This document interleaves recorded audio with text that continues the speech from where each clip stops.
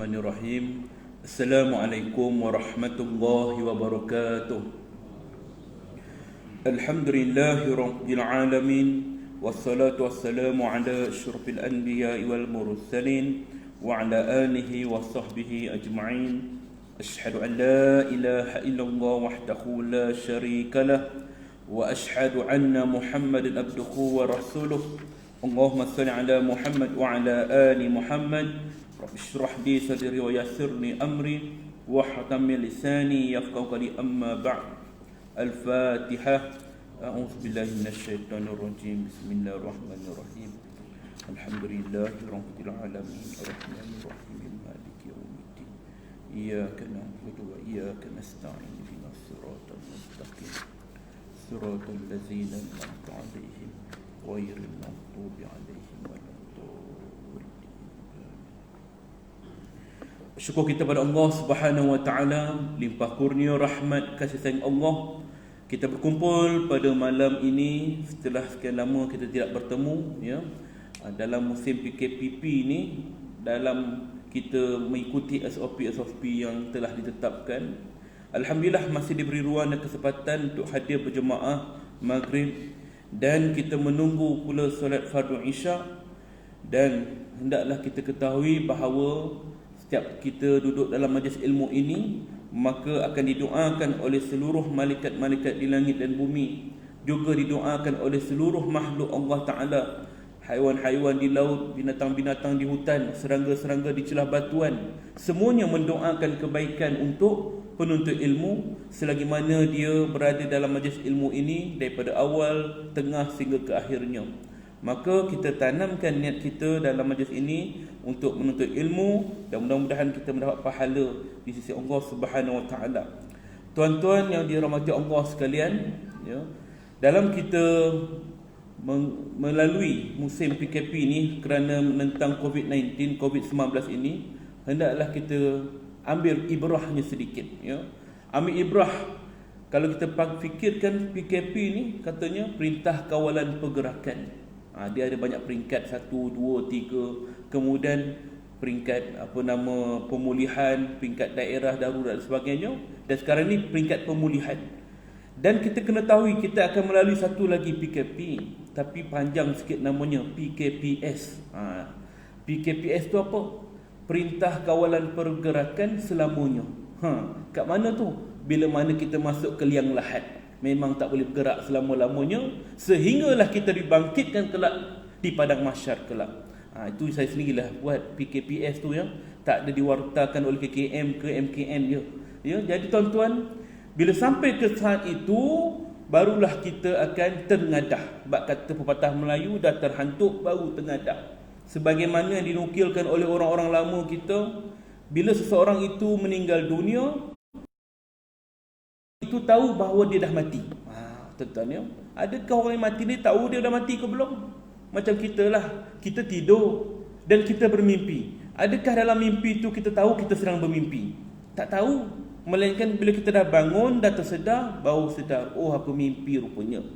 Namun bagaimana pula nasib orang yang dah mati tu? Kita lah, tuan-tuan. Bila dah mati nanti macam mana? Orang yang meninggal dunia, mula-mula sekali dia menyangka diri dia sedang bermimpi. Bermimpi, dia melihat, ya, kawan-kawan dia datang, saudara mara dia datang daripada jauh, dia lihat jasadnya dimandi, dikafankan, disolatkan, kemudian dia dikebumikan, dan dia rasa dia ini sedang bermimpi. Cepatlah bangun. Dan bila dia tersedar, maka benda pertama yang dia harapkan ialah tersedar daripada tidurnya. Oh, aku mimpi rupanya. Tapi dia melihat kelilingnya rupanya dalam keadaan tanah. Dan ketika itulah baru dia tersedar, dia telah mati. Dan menunggulah dia kedatangan malaikat Munkar dan Nakir, menyoal segala apa sahaja yang dilakukan sepanjang hayatnya ini, tuan-tuan. Itulah perjalanan yang kita akan lalui. PKPS, perintah kawalan pergerakan selamanya, yakni di dalam kubur, takkan dibangkitkan balik hidup di dunia ini, melainkan dibangkitkan balik di padang mahsyar nanti, untuk diperhitungkan segala setiap amal yang kita telah laksanakan. Jadi tuan-tuan, saya hari ini nak berkongsi, ya, saya ikut tentang perkara yang kadang-kadang bermain dalam kalangan masyarakat kita berkaitan dengan kematian ini, iaitulah wasiat mayat agar disolatkan oleh orang-orang tertentu ataupun dia wasiatkan nak ke bumi di tempat tertentu. Perlu ke kita teruskan, perlu ke kita ikut dan sebagainya. Selalu orang telefon saya, "Ustaz, ni saya punya ayah dah meninggal. Dia kata kalau meninggal nanti kebumikan dekat kampung. Tapi sekarang ni musim PKP, sebelum ni lah musim PKP, tak boleh bergerak. Dia dah meninggal ni. Jadi macam mana? Kita nak ikut tak boleh gerakan." Maka di sini apakah kita perlu teruskan wasiat yang dibuat oleh si mati ketika hidupnya ataupun tidak? Kami riwayatkan di dalam Sahih Al-Bukhari, kata pengarang kitab Al-Azkar, ditulis oleh Al-Imam An-Nawawi rahimahu. Dalam Sahih Al-Bukhari daripada Aisyah radhiyallahu anha, dia berkata, "Aku menziarahi Abu Bakar ketika sedang sakit." Siapa Abu Bakar ni? Ayahnya sendirilah, Aisyah radhiyallahu anha. Dia bertanya, "Berapa helai kain kafan yang kamu gunakan untuk Nabi sallallahu alaihi wasallam?" Ketika Sayyidina Abu Bakar Siddiq radhiyallahu dalam keadaan nazaknya, dia bertanya pada putrinya Aisyah radhiyallahu anha, "Wahai Aisyah, ketika Rasulullah wafat, berapa helai kain kafan digunakan untuknya?" Begitulah sahabat Nabi yang paling setia, sampaikan dia dah dah tengah nazak ni pun nak mencontohi, nak mengikuti sunnah Rasulullah sallallahu alaihi wasallam sehingga akhir hayatnya. Lalu Aisyah radhiyallahu anha menjawab, 3 helai. Ini sebagaimana satu hadis yang lain menyebut Rasulullah sallallahu alaihi wasallam dikafankan dengan 3 helai kain putih sahaja, tanpa jubah, tanpa serban. Tuan-tuan kena jelas itu. Nabi 3 helai kain saja, tanpa jubah, tanpa serban. Lalu timbul persoalan, adakah menjadi satu kesalahan ataupun tambahan ataupun digelar bid'ah bagi orang yang mengenakan pakaian, yakni baju ke serban ke pada si mati? Maka di sini dikatakan tidaklah bersalah ataupun tidaklah satu kesalahan. Kerana apa? Ada satu hadis lain yang menyebut, "Cantikkanlah pakaian orang yang mati dalam kalangan kamu, kerana mereka akan dibangkitkan dengan pakaian yang dipakaikan kepadanya." Maknanya ini adalah satu sunnah juga, mencantikkan pakaian si mati. Yakni kain kafan tu dipakaikan baju dia ke, dipotong jadi serban dan sebagainya, tak jadi masalah. Bahkan itu juga satu sunnah, ya. Tapi nak cerita kat sini ialah ketika Rasulullah SAW wafat, Nabi dikafankan dengan 3 helai, kata Aisyah radhiyallahu anha kepada Abu Bakar As-Siddiq, bapanya. Dia bertanya lagi, di hari apa Rasulullah SAW meninggal dunia? Bila Rasulullah wafat? Aisyah menjawab, pada hari Isnin. Dia bertanya lagi, hari ini hari apa? Aisyah menjawab, hari ini hari Isnin. Maknanya dia bercita-cita nak meninggal dunia pada hari Isnin, sebagaimana junjungannya Rasulullah SAW. Lalu dia berkata, "Aku berharap antara saat ini dan malam nanti." Maknanya dia berharap dia meninggal pada hari ini, pada saat ini ataupun sebelum malam nanti. Dia melihat baju yang dipakainya ketika sakit ada kesan minyak zafaran. Baju dia ni ada kesan minyak zafaran, kan minyak kuning-kuning tu. Dia berkata kepada Aisyah, "Cucilah bajuku ini dan tambahlah 2 helai baju, lalu kafankanlah aku dengannya." Abu Bakar kata, "Ni baju aku ni yang aku pakai ni, tolong cuci, buang kesan minyak zafaran tu. Kemudian tambah 2 lapis kain lagi, 3 helai kain ni lah guna untuk kafan aku nanti," katanya. Lalu Aisyah radhiyallahu anha berkata, "Baju ini sudah rosak." Sebab baju Abu Bakar As-Siddiq dah rosak dah, koyak banyak, tampal sana tampal sini. Lepas tu kotoran dengan minyak zafaran lagi. Baju ni dah rosak, kata Aisyah radhiyallahu anha. Lalu Abu Bakar menjawab, "Sesungguhnya orang yang masih hidup lebih berhak memakai baju baru dibandingkan orang mati." Maknanya tuan-tuan, Abu Bakar Siddiq ni dia memikirkan bahawa pakaian yang baru yang dipakaikan ini tak berguna pun dalam kubur, kan? Timbul persoalan hari tu masa saya ikuti satu temu duga 9, nak dapat toleh lagi 9 kan. Kata Qadi tu, "Ustaz nak tanya, Ustaz dalam bidang pengurusan jenazah lama dah," kata dia. "Nak tanya, kalaulah seorang itu dia nak kafankan jenazah dia ni dengan kain sutera, boleh ke tidak?" Tanya saya. Dia nguji kan. Kita bila tanya macam tu, kita pun gugup lah kan. Padahal benda tu kalau time khusus banyak orang bertanya, tapi depan Qadi jadi clue dia dah. "Oh, entahlah, boleh lah kot kan." Jangan entah-entah, kata dia. Jawapannya boleh, kerana asalkan ia menutup aurat. Maknanya pakai apa pun pakaian pun tak kisah. asalkan menutup aurat. Namun dikatakan boleh jadi makruh kerana pakaian itu sebenarnya boleh digunakan untuk orang hidup. Mungkin orang-orang yang tak mampu bila melihat pakaian yang bagus dipakaikan pada si mati, mungkin akan mengecikkan hati dia. Makna kat sini ialah sama macam Abu Bakar As-Siddiq radhiyallahu. Bila mana dah dikatakan pakai pakaian lain lah, ini kain yang kau pakai ni dah buruk dah koyak dah ni, kata dia pakaian yang baru ini boleh dipakai oleh orang yang lebih yang orang hidup lebih berhak memakai pakaian baju baru dibandingkan orang mati. Ini Abu Bakar As-Siddiq radhiyallahu. Baju ini hanya untuk sesaat saja. Dia meninggal dunia ketika sudah masuk malam Selasa dan dikebumikan sebelum awal sehari. Ini Abu Bakar As-Siddiq radhiyallahu. Baik, ibrah yang kita dapat kat sini ialah bagaimana wasiat Abu Bakar ketika mana dia nak wafat. Dia wasiatkan, katanya, aku nak pakaikan dengan 3 helai kain sebagaimana Rasulullah SAW. Lalu dipakaikan sebagaimana apa yang dimintakannya. Maka di sini kita ambil pengajaran bahawa selagi benda itu mampu dilaksanakan, maka tidak jadi kesalahan untuk kita ikut apa yang diwasiatkan, selagi benda tidak bertentangan dengan syariat. Ya. Ada juga orang kadang-kadang bila besok kalau meninggal, pakaikan kain ihram ni ya ke ayah, pakaikan kain tu telekung ni kat mak ya, ni telekung mak ni pakaikan. Ada juga orang wasiat macam tu. Boleh ke tak boleh? Boleh hukumnya. Ya. Harus, boleh, tak ada masalah ya. Tapi kalau kita yang hidup ni, bila adalah orang tua kita meninggal dunia, dia tak wasiat apa-apa pun, tiba-tiba kita katakan nak belilah kain telekung yang paling mahal pula tu, Siti Khadijah contoh kan. Yang beratus harga tu kan ada yang sampai beribu. Saya pun tak sanggup lah tengok kan. Tapi mungkin baguslah kualiti dia. Okeylah kita pakaikan ni untuk mak. Ni mak kita ni, apa salahnya jasa terakhir kita, pakaikan kain telekung yang terbagus untuk dia. Maka hal ini tidaklah digalakkan. Maknanya bukan kata haram terus ya. Sebab apa? Pakaian tu bagus. Sebab tidak ada manfaat pada si mati pun pakaian tu pada dia, melainkan hanya sesaat. Dalam kubur bercampur dengan lumpur dengan tanah, akhirnya lebur, akhirnya tak ada apa-apa pun hasil yang manfaat untuk si mati. Tapi kalau kita beli pakaian yang bagus tadi, telekung yang paling mahal ke apa ke, okeylah kita ambil ni, kita infak atas nama mak, bagi ke orang. Kemudian orang tu pun pakai, kemudian setiap kali dia solat, maka mudah-mudahan pahala tu sampai kepada si mati. Maka mana manfaat yang lebih besar?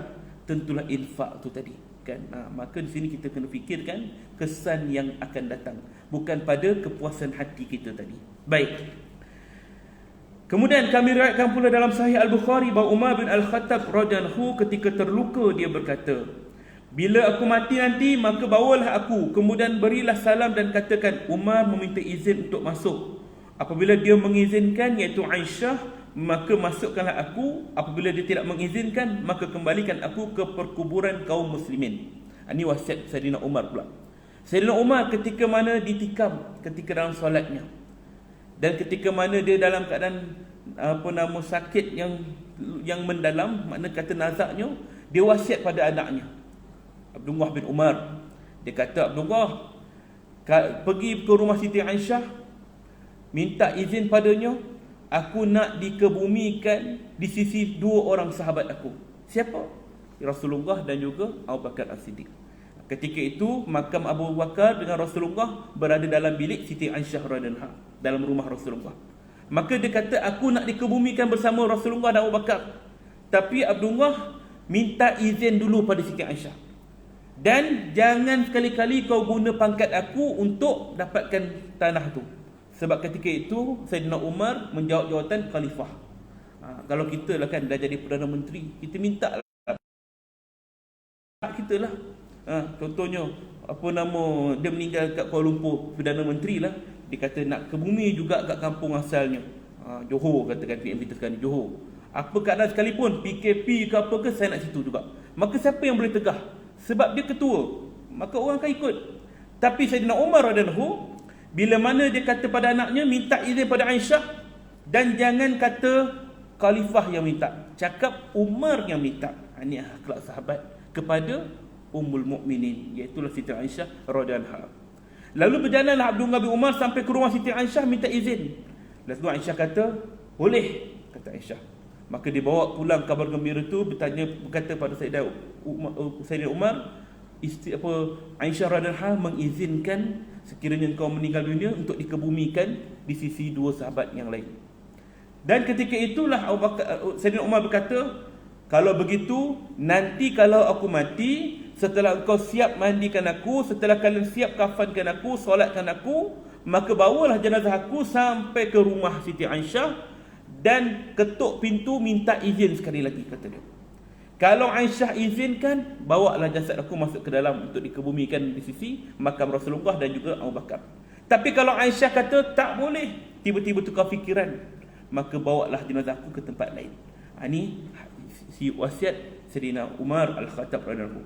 Maka dituruti juga oleh anaknya Abdullah bin Umar radhiyallahu anhu. Ya, maka di sini tuan-tuan, wasiat ini selagi mana boleh kita ikut, kita boleh buat. Tapi kalau bertentangan, maka tinggalkan. Kemudian pula disebutkan yang lain pula. Kami riwayatkan daripada Sahih Muslim daripada Amir bin Sa'ad bin Abi Waqqas, dia berkata, Sa'ad mengatakan, ini anak kepada Sayyidina Sa'ad bin Abi Waqqas, Amir bin Sa'ad, buatkanlah untukku liang lahat dan berilah batu bata sebagaimana dilakukan untuk Rasulullah SAW. Sayyidina Sa'ad bin Abi Waqqas, dia wasiat kepada anaknya Amir bin Sa'ad, besok kalau aku mati, buatlah tanah kubur untukku dan letakkanlah batu bata di atasnya sebagaimana Rasulullah SAW. Tuan-tuan ya, letak batu bata sebagaimana itu sunnah Rasulullah. Jadi tuan-tuan, kita juga boleh pesan pada anak kita, besok kalau ayah meninggal, tak payah kau letaklah nisan yang cantik ke apa, kan? Kau letak batu sikit-sikit, batu sungai itu pun jadi. Tuan-tuan ya, batu sungai, kita letakkan tanam pokok ke apa, maka mudah-mudahan hidupan ini berzikir, maka akan memberi manfaat pada kita dalam kubur. Cakap macam tu. Tapi kalau kita letak batu yang simen, konkrit tu semua tuan-tuan, memang nampak cantik pandangan kita ke atas tu, tapi di bawah belum tentu. Wah, ni kena fikir ya. Sebab itulah sebenarnya kepok ataupun kita panggil apa tu, design tu ya, asalnya ialah sebagai tanda sahaja.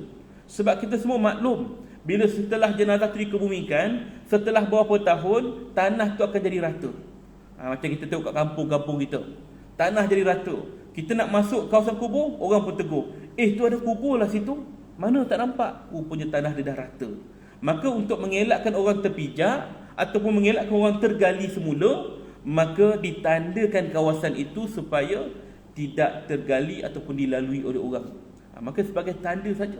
Maka sunnah Rasulullah, bila mana meninggal dunia, diletakkan batu bata di atasnya sebagai tanda ya. Jadi kita boleh katakan tanda saja pun cukup. Namun tidaklah jadi kesalahan kalau kita nak buat kepuk sebagaimana yang ada sekarang ni, cuma jangan berlebih-lebihan ya. Baik.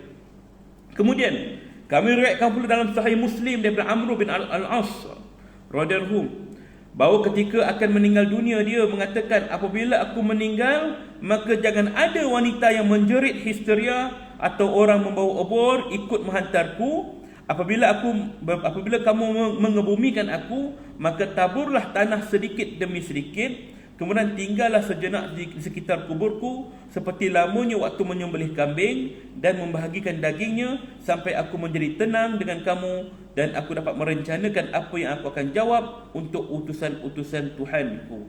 Ya, ini Sayyidina Amr Al-As pula. Ini juga menjadi sunnah pada kita ya. Dia kata, bila aku meninggal, jangan ada wanita yang menjerit histeria. Jangan ada. Ini kebiasaan orang Arab. Bila ada meninggal, dia menjerit-jerit, menolong, teriak dan sebagainya. Jangan, kata dia. Kemudian dia kata apa? Jangan ada orang bawa obor-obor api, kata dia. Obor-obor api macam mana? Macam seolah orang berkabung, buat ramai-ramai. Itu kaedah orang lama ya. Kemudian kata dia, setelah kamu kebumikan aku, taburkan tanah sedikit demi sedikit. Tentu juga letak perlahan, terus nak ambil cangkul, kau tanah terus ya. Sebab kata Nabi SAW, pendengaran si mati itu dikembalikan setelah dia berada dalam kubur, sehingga kan tapak kaki kita pun dia dengar. Maknanya telitinya telinga orang mati ni, tapak kaki kita pun dengar. Maka untuk mengelakkan dia rasa macam takut, untuk memberi ketenangan pada diri dia, maka antara adab yang disuruh pada kita ialah bila dah turunkan papan lahat itu, maka tanah itu diletakkan perlahan-lahan, jangan bagi berbunyi. Itu sebab tu orang letakkan tikar ke, orang letak daun-daun ke kan, supaya bunyi itu terhalang. Dia bukan saja je tu nak tahan tanah. Sebenarnya untuk mengelakkan tanah itu berbunyi pada papan lahat tadi. Bila dah rata tanah tu di atas papan lahat, maka barulah kita kambus tanah seperti biasa. Ni dia di antara sunnah yang baik, ya, adab kita pada si mati tadi. Kemudian katanya, setelah kamu selesai ke bumi, tinggalkanlah aku sejenak. Mana kata jangan pergi terus, duduklah kejap. Ya, duduk sekejap. Antara waktu seolah-olah macam kita sembelih kambing dan waktu agihan, berapa lama? Anggaranlah bukan 30 minit. Maknanya macam itulah, untuk supaya memberi ketenangan kepada aku dan dapat merencanakan apa yang aku akan jawab untuk utusan Tuhanku. Apa dia ni? Talqin lah tuan-tuan, ya. Ni makna kata sebuah talqin. Ada orang setengah orang kata tidak ada talqin ini. Talqin ini katanya hanya pada orang yang nak mati. Lakinu mautakum la ilaha illallah, kata Nabi SAW. Talqinkan la ilaha illallah kepada orang yang nak mati. Maka perkataan talqin itu Rasulullah guna nak mati. Tapi istilah talqin kita yang kita faham, yang menjadi kebiasaan pada kita ialah setelah seorang itu meninggal dunia, maka kita baca talqin. Maka di sini tuan-tuan, tidaklah bercanggah, melainkan kita hanya menggunakan perkataan talqin itu sahaja, ya. Adapun dari segi perbuatan itu juga sunnah. Apa benda pengisian ataupun intipati dalam talqin yang kita baca selalu lepas kubur, itu juga adalah sunnah. Sebagaimana Rasulullah SAW ketika mana setelah selesai mengumikan satu jenazah, Nabi berdiri seketika. Nabi pun berkata, wahai si fulan, hendaklah kamu berkata bahawa Allah Tuhanmu, Nabi Muhammad nabimu, Islam agamamu, Al-Quran kitabmu, Baitullah adalah kiblatmu, sekalian orang Islam adalah saudara agamamu. Begitulah yang Rasulullah sebut untuk mengajar kepada si mati supaya tidak lupa apa yang telah diamalkan ketika hidup di dunia ini. Sahabat bertanya, ya Rasulullah, engkau bercakap pada orang mati? Kata dia. Kata Rasulullah, ya, sesungguhnya pendengaran orang mati itu dikembalikan setelah dia dikebumikan. Maknanya ini adalah satu sunnah. Ulama kita mengumpulkan perkataan-perkataan Rasulullah di tepi kubur, sedikit demi sedikit ambil setiap hadis-hadis, maka dibukukan, maka buku itulah dipanggil talqin. Janganlah kita kata bid'ah ke apa, ya? Sebab benda ni semua adalah nasnya, ada sumber dan sebagainya, ya. Baik, kami riwayatkan juga hadis Huzaifah radhiyallahu yang telah lalu yang sama makna dengan hadis ini, bab pemberitahuan kepada keluarga si mati akan kematiannya. Demikian pula hadis-hadis lain yang serupa. Kiranya cukuplah apa yang saya telah kemukakan dalam bahagian ini, dan semoga Allah selalu memberikan taufiknya, ya. Menurut saya, dianjurkan untuk tidak selalu menurut apa yang diwasiatkan oleh mayat, namun harus ditanyakan terlebih dahulu kepada para ulama. Kata Imam Nawawi, menurut Imam Nawawi, janganlah kita ni menyusahkan diri kita untuk menurut apa saja wasiat si mati. Yang mana yang kadang-kadang mungkin susahkan kita. Nak ke bumi jauh lah, nak ke bumi sana sini lah, kan. Contohnya tadi tuan-tuan, yang kalau lepas azan maghrib tadi, kalau tuan-tuan perasan saya keluar, ada satu panggilan kematian di Kampung Melayu Ampang. Dia nak ke bumi kat UK Perdana, tapi UK Perdana ni office hour, kan. Sama jugalah mana-mana tempat pun, orang tu Sakinah kat tepi kat Jalan Karak tu pun office hour juga, kan. Nak kata kubur kat kawasan bandar ni macam itulah keadaan dia. Kalau kampung tu mungkin boleh kurang lagi, ya. Kalau saya bawa jenazah ke Kelantan, ke belah pantai timur ni, meninggal time tu, lepas habis mandi kafan terus ke bumi malam tu juga, 2 pagi lah. Itu saya tengok suasana kat sana. Tapi di tempat kita ni berlainan sikit. Maka saya cadangkan ke bumi di Sungai Pusu Gombak sebelah UIA, sebab memang saya biasa kat situ. Tengah malam pun orang tu boleh terima, kata dia. Jadi bila saya aturkan semua, katanya si mati ni nak ke bumi di UK Perdana, tapi disebabkan keadaan jenazah dia dah uzur, dia meninggal daripada tengah hari tadi, lama, kata dia. Kenapa lambat sangat? Dia kata proses, kata dia. Sekarang ni bila meninggal dunia, nak menunggu pengesahan kematian tu lambat sikit. Ya, kalau dulu 48 jam awal-awal PKP tu, kemudian dikurangkan 24 jam, kemudian 3 jam, baru ni 1 jam. Maknanya tempoh-tempoh tu yang lambat sikit. Tapi tak tahulah kenapa kes ni lambat. Jadi bila mana saya kata okeylah kita boleh uruskan di Sungai Pusu, saya telefon penggali kubur, dia kata pula tak dapat, sebab orang-orang yang gali kubur ni semua dah balik. Maknanya balik tu balik kampung ke apa, saya tak tahu. Dia kata dia seorang je saja. Jadi malam ni tak dapat, nak ke bumi esok. Maknanya tadi mungkin besok baru nak kebumikan, mungkinlah keluarga dia dapat teruskan wasiat si mati jadi nak ke bumi di UK perdana. Ini maknanya bukan kerana kehendak orang yang nak uruskan, tapi situasi semasa. Tapi kalau macam kata keadaan tu boleh kebumi kat Sungai Busu, boleh malam ni, maka kebumikanlah. Sebab Nabi sebut, segerakanlah urusan kematian, jangan ditangguhkan. 3 perkara bila sampai waktu jangan ditangguhkan. Salah satunya ialah bila berlaku kematian, segerakan. Maka ini yang kita ambil ibrah, ya. Baik tuan-tuan. Sedangkan yang tidak mereka benarkan tentu saja tidak boleh dilakukan. Di sini saya sebutkan beberapa contoh. Apabila mayat mewasiatkan untuk dikebumikan di perkuburan wilayahnya yang merupakan perkuburan orang-orang soleh, maka wasiat ini harus dilaksanakan. Tuan-tuan, ya. Contoh, kampung dia ni banyak orang soleh meninggal dunia. Siapa tok guru kita? Contohnya belah Kelantan, banyak tok guru meninggal, dia kata nak kebumi situ. Jadi bila dia meninggal, dia nak kebumi di kampung halamannya. Dia meninggal di Kuala Lumpur, maka perkara ini seharusnya kita laksanakan. Ni wasiat dia. Adakah susah? Adakah payah? Tidak, ya. Dia tidak memakan masa 24 jam. Kita kena faham, ya. Kata Nabi SAW, sebaik-baik tempat bumi ialah di mana tempat dia meninggal dunia. Mana dia mati, situ ke bumi. Sebab apa Nabi sebut segerakan, tu maksudnya, ya. Namun dalam perkara yang disebut oleh Imam Nawawi ni pula, kalau dia berhajat nak ke bumi di satu tempat orang soleh, maka kita ikutkan sajalah wasiatnya, selagi mana tidak menyukarkan. Maksud tak menyukar tu ialah perjalanan yang mengambil masa yang lama. Contoh tuan-tuan, ya, kalaulah orang tu orang Indonesia meninggal kat Malaysia, nak ke bumi kat kampungnya orang soleh, yang mana orang soleh tu berada di Indonesia, maka hal ini mungkin susah bagi kita.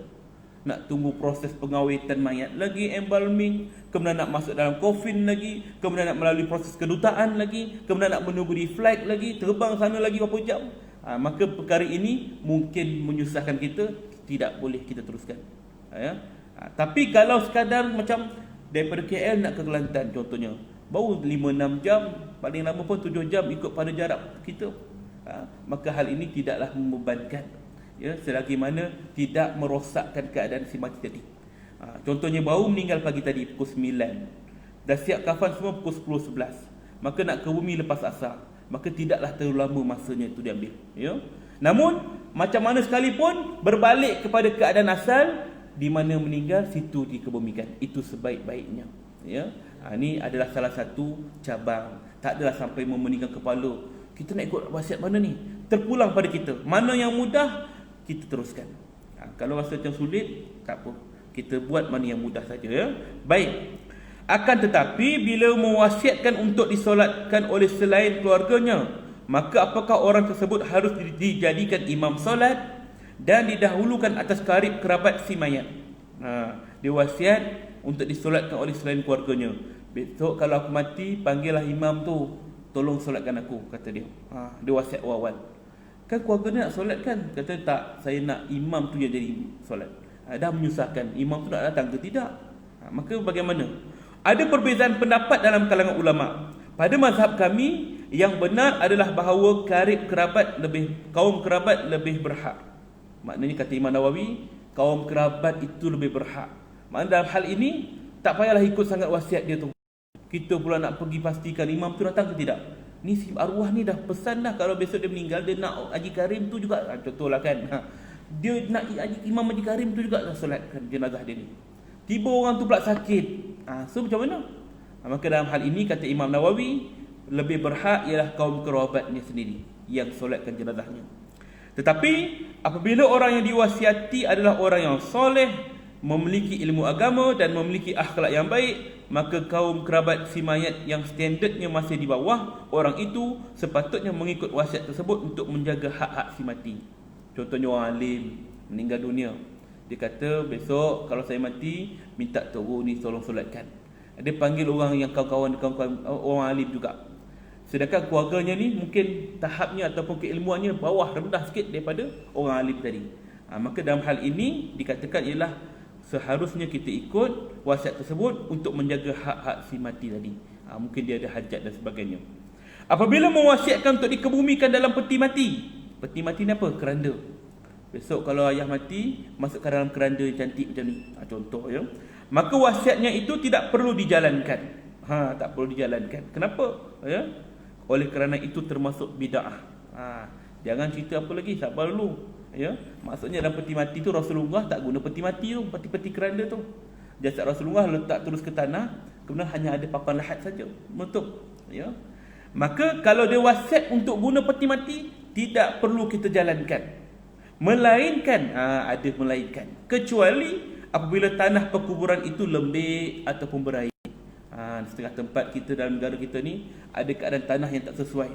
Dia kena letak peti mati tu, peti keranda tu kena letak. Maka hal ini terpaksalah. Ya. Bukan tak boleh langsung, melainkan sengaja dia nak buat macam tu. Ya. Tak boleh. Sehingga perlu dikebumikan dalam peti mati dan wasiatnya ini dijalankan. Belanja untuk peti mati itu diambil daripada harta si mayat, sama seperti untuk kafannya tadi. Maknanya siapa nak beli keranda ni, duit ni, ambil duit daripada si mati tadi. Ya, tuan-tuan ya, harta si mati bila dia dah meninggal dunia, benda pertama yang perlu digunakan adalah kos pengurusan jenazah dia tu. Ambil daripada hasil duit dia kerja tu, maknanya hasil hidup dia tu. Yang kedua, hutang piutang dia selesaikan. Apa saja hutang piutang dia selesaikan. Barulah kita bincang bab faraid, hibah dan sebagainya. Ya, ni kadang-kadang orang tak faham. Dia meninggal saja, kemudian dah setelah selesai pengurusan jenazah, mula fikir faraid dan sebagainya. Tanya dulu keluarga dia ni, dah selesai belum hutang si mati ni? Apa rekod-rekod dia yang belum selesai? Kita kena clear semua. Okey, tak ada apa-apa dah, tak ada dah. Okey, ni baki yang tinggal. Okey, ni faraid kan, ikut pada hukum yang ditetapkan. Ya. Baik, belanja untuk beli peti mati pun diambil si mati. Orang yang meninggal dunia mewasiatkan untuk dipindahkan ke wilayah lain, maka wasiatnya ini pun tak perlu dijalankan. Oleh kerana memindahkan mayat hukumnya haram menurut pendapat yang benar dan dikemukakan oleh kebanyakan ulama. Pendapat lain mengatakan makruh. Imam Nawawi kata tak boleh pindah ke wilayah lain. Maknanya wilayah yang jauh, perjalanan yang jauh, memakan masa yang lama. Sebenarnya tak boleh tuan-tuan ya. Tapi orang ini tak faham. Dia bila meninggal kat luar negara, nak bawa balik ke Malaysia juga. Tak kira lah macam mana sekalipun, saya nak tengok anak saya tu balik juga ke rumah ni. Biarlah macam mana pun. Memanglah bila jenazah tu sampai ke rumah tuan-tuan, bila buka keranda tu, muka jenazah tu tersenyum. Ya, tersenyum dia, tenang je muka dia kan. Elok je mayat ni. Memang elok tuan-tuan. Sebab apa? Sebab mayat tu dah di-embalming, diawetkan. Saya masih ikut kursus kita buat embalming, pengawetan mayat masa saya ambil kursus di Filipina dulu. Mula-mula saya fikir, kenapa mayat orang kafir ni kebanyakan yang saya nampak tersenyum tuan-tuan. Husnul khotimah ke ni? Kan? Iya tuan-tuan. Kadang-kadang bila kawan-kawan meninggal, kita tengok tersenyum tuan-tuan, elok senyum. Bila saya belajar, baru saya tahu rupanya bila darah dalam badan mayat ni dibuang, kemudian dimasukkan satu ubat formalin, cecair formalin sebanyak 12 liter, maka benda itu akan mengeraskan anggota badan dia, akan menaikkan warna dia, maknanya pucat menjadi merah-merah balik macam hidup. Dan bila sampai ubat tu ke bahagian mukanya, saya diajar untuk membentukkan senyuman mati. Senyuman seperti gini. Pegang kata dia kan. Peganglah dalam 3-4 minit, lepaskan. Tersenyumlah mayat tu. Barulah tahu rupanya bukan husnul khotimah kan, kita yang buat dia macam tu kan. Jadi walaupun nampak macam elok, sempurna jasad si mati tu, tapi sebenarnya kaedah embalming tu sendiri cukup menyakitkan. Bayangkan satu bosi panjang sebesar 1 meter lebih kurang, ya. Kemudian ditebuk dalam perut ni, dirodok. Rodok, kenapa rodok? Sebab nak hancurkan hati, limpa, jantung, bagi hancur semua. Hancurkan sebab nak buang semua anggota-anggota badan ni, apa organ-organ dalaman ni, nak masukkan ubat. Ni tuan-tuan, sakit. Belum kira lagi proses nak masuk ubat dan sebagainya. Cukup menyakitkan, ya. Memang kita nampak bersih mayat tu, itu hanyalah luaran, dalaman habis dah rosak, ya. Maka di sini katanya tidak perlu bawa balik. Haram hukumnya kata Imam An-Nawawi rahimahullah, ya, sebagaimana pendapat ulama, melainkan ada pendapat lain yang mengatakan makruh. Imam Asy-Syafi'i rahimahullah Manhu antaranya mengatakan, kecuali apabila meninggal dunia berdekatan kota Mekah, Madinah atau Baitul Maqdis, maka mayat dipindahkan ke sana kerana pertimbangan keberkatan tempat-tempat tersebut. Apabila mewasiatkan untuk dikebumikan bersama bantal guling di bawah tubuhnya atau bantal di bawah kepala dan sebagainya, maka wasiat ini tidak perlu dijalankan. Okey, kita baca yang tadi.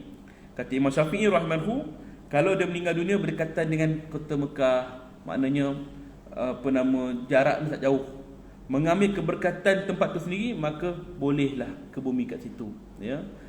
Maksudnya kat sini kalau ikutkan ulama kontemporari kita sekarang ni, ya, diharuskan bawa balik jenazah ke kampung selagi mana tidaklah makan masa yang terlalu lama, 24 jam, ya, dan lama sebagainya. Sebenarnya 12 jam pun dah terlalu lama dah, ya. Proses penumputan mayat akan bermula setelah 2 jam dia meninggal dunia, akan mula proses penumputan. Akan nampaklah mukanya sembab, darah mula turun dan sebagainya, ya. Kemudian akan keluar cecair daripada hidung mulutnya yang busuk dan sebagainya. Maka hal ini boleh mengaibkan si mati itu kalau disimpankan lebih lama.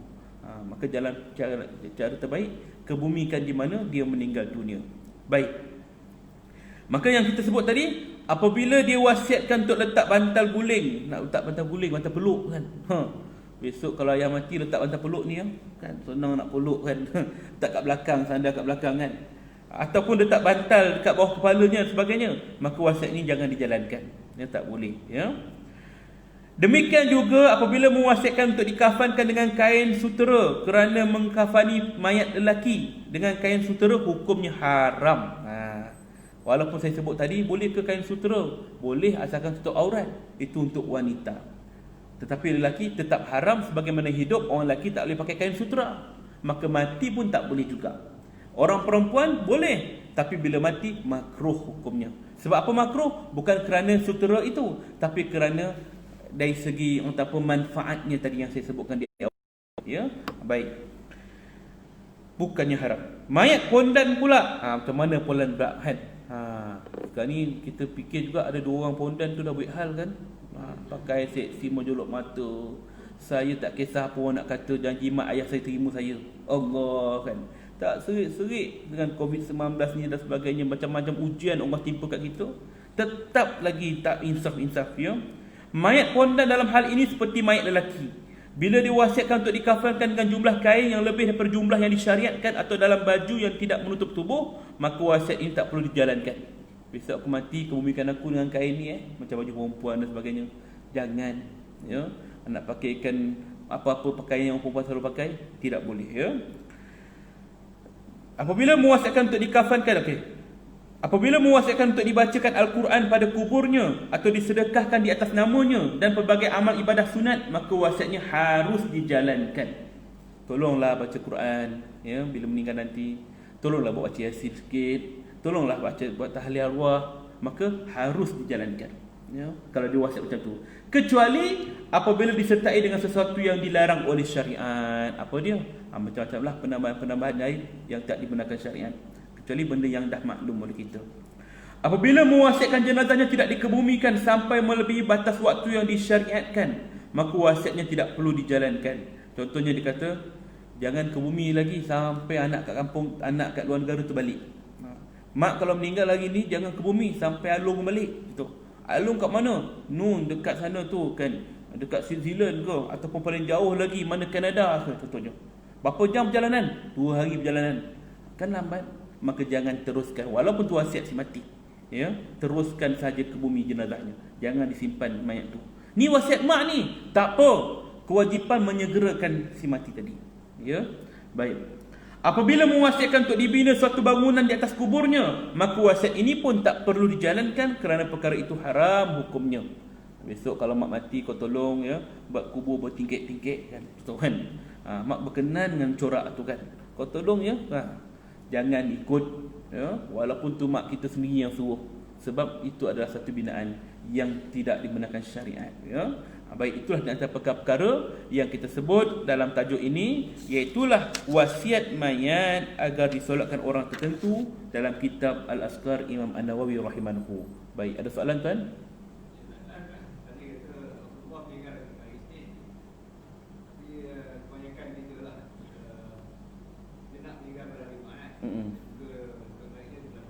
Mm-mm. Baik. Rasulullah meninggal pada hari Isnin, maka itu ialah ketetapan pagi Rasulullah. Namun kita ni bercita-cita nak meninggal hari Jumaat atau bulan puasa ataupun bulan apa di Mekah dan sebagainya kan. Maka bagaimana pandangan tu sebenarnya tidaklah menjadi masalah pun kalau kita bercita untuk meninggal pada hari yang baik, contohnya bulan Ramadan dan hari Jumaat. Kerana Rasulullah SAW pernah menyebut kan, si mati ataupun jenazah akan diangkat azabnya pada hari Jumaat. Maknanya bila dia meninggal dunia hari Jumaat akan diangkat azabnya. Itu pun ada khilaf ulama. Ada yang kata pada hari Jumaat tu sahaja. Adapun pada hari-hari lain tetap akan dikenakan azab bagi orang berdosa. Ada juga pendapat kata bila dia meninggal hari Jumaat memang akan selamat daripada azab kubur. Wallahu a'lam. Ya. Tapi maknanya kalau dia menanam cita-cita nak meninggal pada hari-hari tertentu yang baik, tidak jadi masalah. Adapun kalau sunnah Rasulullah itu adalah satu ketetapan bagi dia, hari Isnin. Ya, maknanya bukanlah benda tu kita menjadi pilihan. Ya, mana-mana yang ditetapkan itulah harinya. Macam Abu Bakar lah. Dia nak meninggal pada hari Isnin sebagaimana Rasulullah, tapi dia meninggal pada malam Selasa. Tak dapat juga kan. Tak ada masalah kalau kita mempunyai cerita aku nak meninggal jugalah sebagaimana Rasulullah SAW. Allahu a'lam bissawab. Kalau yang kata orang yang banyak maksiat, dia nak dikuburkan tempat orang yang tak baik. Ada kesan ke dia? Bila dia dah dalam Allah baik. Sebenarnya bila mana kita meninggal dunia, terputus segala apa saja yang terkait di dunia ini. Ya, termasuklah dalam bab kubur. Dia kalau kita tanam kat kubur orang-orang yang soleh sekalipun, tidaklah menyebabkan kita terselamat daripada azab. Ya, contohnya kita ni ahli maksiat, besok kebumikan aku kat makam para syuhada contohnya kan. Takkan juga kalau kita ni orang berdosa tetap juga akan kena, ya. Melainkan mudah-mudahan bila kita bangkit di akhirat nanti, kita dibangkitkan, kita nampak jugalah golongan syuhada dan mudah-mudahan kita tergolong dalamnya.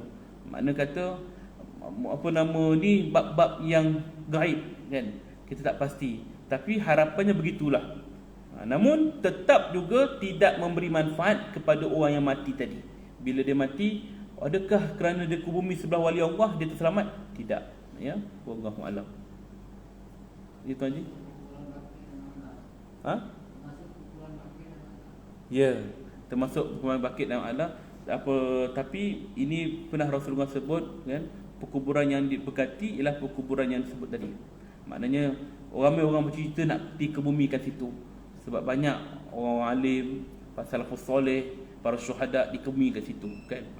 Kita sekadar nak bercerita sebab kita nak ambil keberkatan orang yang meninggal dunia itu saja. Namun di sudut yang lain kita kena tahu apa pun tetap bergantung pada amalan kita.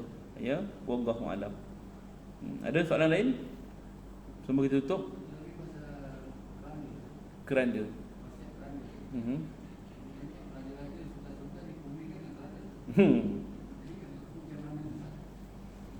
Keranda pada orang yang besar, contohnya pemerintah agung, sultan dan sebagainya, maka dia dibincangkan dalam satu bab yang lain. Dia ada bab khusus. Sebab apa? Kerana memuliakan dia. Sebab walaupun dari segi apa yang kita bincangkan tadi, contohnya kita ambil kaitanlah Rasulullah SAW wafat pada hari Isnin, tapi jasadnya dikebumikan pada hari Rabu. Kan bercanggah dengan apa yang Nabi sebut, segerakan ke bumi jenazah bila mati. Namun kenapa sahabat buat macam tu? Sebab kerana memuliakan jasad Rasulullah dan nak cari pengganti, selagi mana tak dapat pengganti, jasad Rasulullah tak boleh kebumikan. Maka kerana Rasulullah itu sendiri adalah satu tokoh, pemimpin, nak cari pemimpin yang lain dan nak memuliakan Rasulullah, maka salafus salih, para ulama kita ni pun berpandangan sebabkan ini ada sultan agung, nak memuliakan dia, maka diletakkan dalam keranda, diiringkan dia macam mana menghadap arah kiblat, diturunkan. Sebab nak memuliakan dia, maknanya tidaklah kata memuliakan dia, dia sama juga manusia macam kita. Tidaklah kita kata begitu, tapi katanya pada pandangan orang awam, ini raja, kita menghormati dia. Orang tak nak nampak aib dia. Bila turun, tengok badan dia besar, turun, kan mengaibkan pemerintah, orang yang tertinggi. Maka di sini banyaklah pandangan ulama-ulama terhadap pemimpin-pemimpin untuk mengelakkan aib-aib dia ataupun yang benda yang tercela tu dilihat oleh orang awam. Ya, wallahu alam. Takut biasalah orang kan Bila nampak pemimpin meninggal dunia, mesti nak tengok apa balasan dia dapat kan. Benda macam ni orang tunggu kan. Tengok tu dulu makan duit apa kan. Jadi nak menjaga maslahat inilah, maka ditutup aibnya situ. Wallahu a'lam. Ya. Ada soalan lain? Saya rasa mungkin dah isyak lah kot. Dah ya. Okay, sekadar itu kita berhenti dahulu. Minta ampun, minta maaf sebarang kekurangan, kekhilafan sepanjang saya mensyarahkan tajuk kita pada malam ini. Mudah-mudahan berjumpa lagi di lain kesempatan. Wallahu a'lam bissawab. Kita tangguh dengan tasbih kafarah dan suratul Asr. Subhanaka wa bihamdik asyhadu an la ilaha illa anta astaghfiruka wa atubu ilaik. Bismillahirrahmanirrahim. Wal 'asr innal insana lafii khusr illa allazina amanu wa 'amilus solihat wa tawassaw bil haqq wa tawassaw bis sabr. Assalamualaikum warahmatullahi wabarakatuh.